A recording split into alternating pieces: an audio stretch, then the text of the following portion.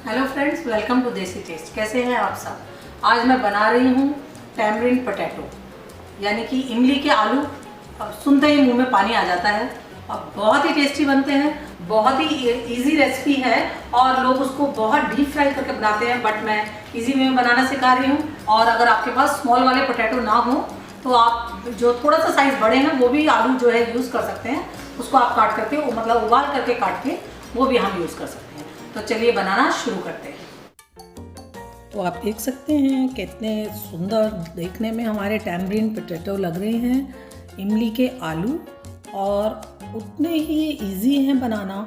और आज मैं सिखाऊंगी कम से कम ऑयल में आपको आलू, ये जो इमली आलू हैं बनाना आपको बताऊंगी मैं, और बहुत ही इजी वे में और कम से कम ऑयल में। ये ज़रूरी नहीं आप ज़्यादा ऑयल यूज़ करें तो ही खाना टेस्टी बनेगा।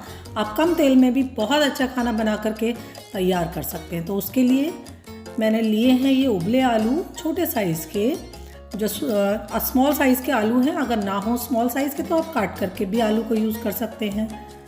तो आप उसको कट डाल सकते हैं।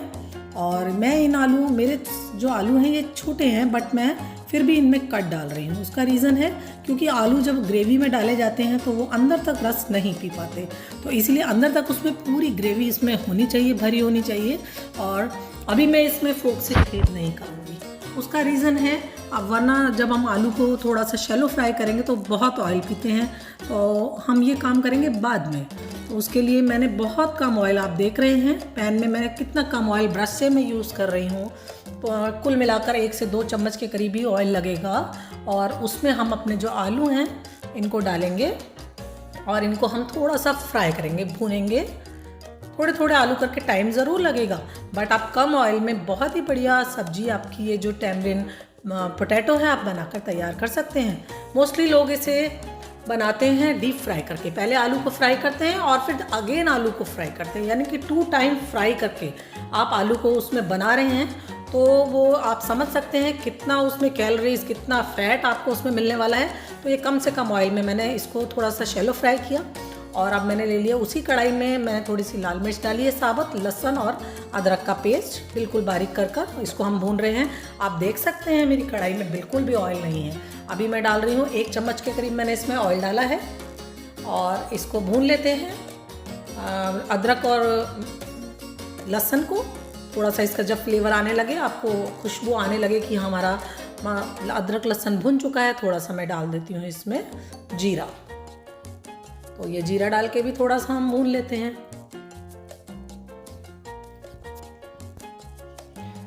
तो और साथ में ही मैंने तवे पर जो मैंने आलू हल्का सा शैलो फ्राई किया था उसको मैंने तवे पर रख दिया है, यानी कि गैस जला करके उसको भुनने के लिए छोड़ दिया है। तो जब तक हमारी इमली का पेस्ट का मसाला तैयार होगा, ग्रेवी तैयार होगी, तब तक हमारे आलू एक साइड पर तवे पर बनते रहेंगे और उसका कलर बहुत सुंदर आ जाएगा। तो अब ये मैंने 1 मुट्ठी के करीब लिया है प्याज, बारीक चॉप कर इसको हम भून लेते हैं। तो ये ज़रूरी नहीं कि आप बहुत ज़्यादा ऑयल डालकर और तलकर ही इस टैमरिंड पोटैटो को स्वादिष्ट बना सकते हैं। जैसे मैंने बताया, इस तरीके से आप ट्राई ज़रूर करिए।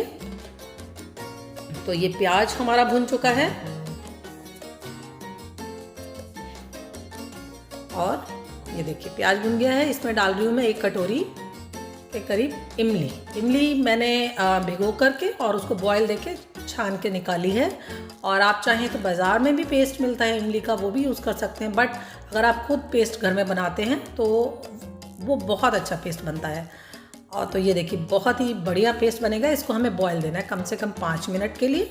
बॉयल जब आ जाएगा उसके बाद मैं डाल रही हूँ थोड़ा सा गुड़, बहुत ज़्यादा क्वांटिटी नहीं डालनी क्योंकि हमें बहुत मीठा नहीं करना है, बस हल्का सा एक फ्लेवर देना है मीठे का। तो उसके लिए मैंने डाली है इसमें गुड़ ना हो तो आप 1 चम्मच शुगर का यूज़ कर लीजिए। तो ये हमने डाल दिया है। अब नमक डाल देते हैं इसके ऊपर। 1 बड़ा स्पून मैंने नमक डाला है क्योंकि हमारे जो आलू हैं वो बिल्कुल फीके हैं, उसमें भी मसाला चाहिए, तो इसीलिए थोड़ा सा मिर्च मसाला हम तेज़ रख रहे हैं। और साथ ही मैंने डाल दी है 1 चम्मच लाल मिर्च और सूखा धनिया, और साथ में डाल रही हूँ काला नमक। काले नमक का फ्लेवर बहुत ही यमी आता है। आपको पता है कि इसकी खुशबू अलग ही होती है। आप रायता बनाते हैं घर में, तो अगर उसमें काला नमक डाल दें तो उसका खुशबू अलग ही आने लगती है रायता की। तो इसी तरह से इसमें आप देख सकते हैं। और अब इसे हम पीस लेंगे ग्राइंडर में और इसका बढ़िया सा पेस्ट बनाकर तैयार करेंगे, जो कि पेस्ट को हम मिक्स करने वाले हैं आलू में। और आलू ऑलरेडी मैंने तवे पे रखा हुआ है। अब मैं उसमें छेद कर देती हूँ फोक से। मैंने छेद पहले नहीं किया था, उसका रीज़न है पहले छेद करने से आलू हमारे बहुत ऑयल पी जाते हैं और हमें कम से कम ऑयल में आपको बनाना सिखा रही हूँ। तो अब मैं छेद किस लिए कर रही हूँ, अब मैं चाहती हूँ कि ये जो इमली का रस है उसको ये पिए, ऑयल को ना पिए, इसीलिए इसमें मैंने पहले छेद नहीं किया था। तो अब मैं डाल रही हूँ उसी पैन को यूज़ करके सेम मैं उसमें 2 चम्मच मैंने टीस्पून जो ऑयल डाला है। तो इसमें एक तेजपात डाल देते हैं हम, थोड़ा सा इसको भून लेते हैं और फिर दोबारा से हमने 1 मुट्ठी के करीब प्याज इसमें डाली है। जब हमको प्याज को अच्छी तरह से भूनना है और साथ में मैंने 2 हरी मिर्चें काट कर डाली हैं, क्योंकि बहुत ही खट्टा होता है इमली, तो उसके साथ थोड़ा तीखा बहुत ही टेस्टी लगेगा।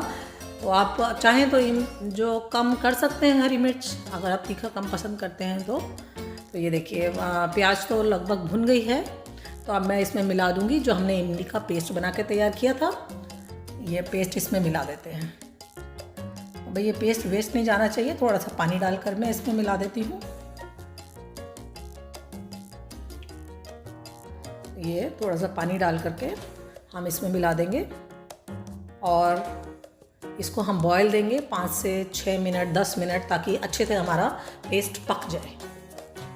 बहुत अच्छे से जब पेस्ट पक जाएगा तो अब इसमें हम मिक्स करने वाले हैं अपने पोटैटो, स्मॉल पोटैटो जो हम बनाने वाले हैं, आलू।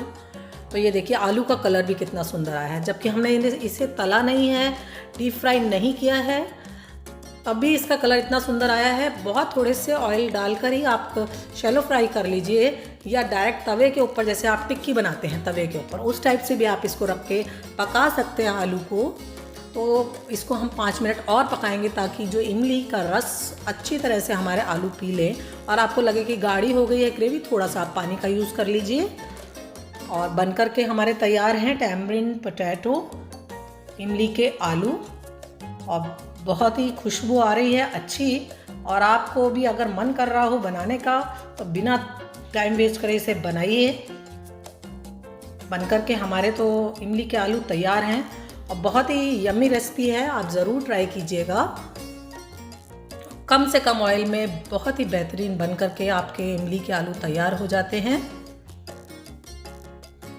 देखिए फ्रेंड्स, तो फ्रेंड्स कैसी लगी है ना इजी रेसिपी। तो अगर आपको मेरी रेसिपी पसंद आई तो प्लीज़ सब्सक्राइब करना और शेयर करना मत भूलिएगा। नीचे जो बेल आइकन है उसको दबाना मत भूलिएगा। Thank you friends for watching my videos.